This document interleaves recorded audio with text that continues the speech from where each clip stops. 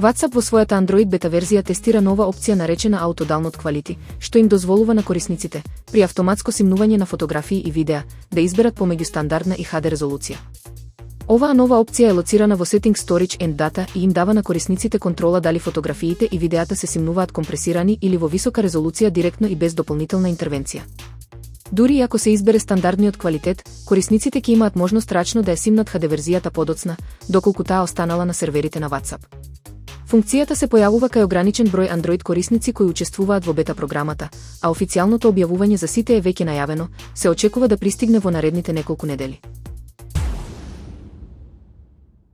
Disney и Universal поднесоа колективна тужба против компанијата Midjourney во Федералниот суд во Лос Анџелес на 11 јуни 2025 година, обвинувајќи го генераторот на слики дека незаконски користи заштитени ликови, како Spider-Man, Елза од Frozen, Дарта Вейдер, Шрек и Minions, за создавање и дистрибуција на деривативни слики без дозвола.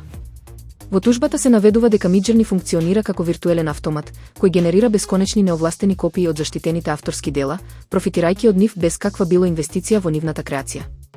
Генераторот бил претходно предупреден да престане со ваквите активности, но продолжил да лансира надградби што нудат уште појасни резултати.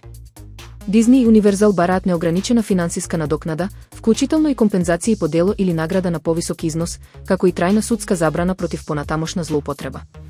Тие нагласуваат дека пиратеријата останува пиратерија, без разлика дали е направена од AI или од друга технологија. Овој судски чекор, прв од најголемите холивудски студија кон AI фирми, го отвора патот за можни обврзувачки лиценцирања, филтрирање на контент или дури реструктурирање на индустриските практики, со цел заштита на креативните права на авторите и јасна регулатива за AI алатки во забавната индустрија.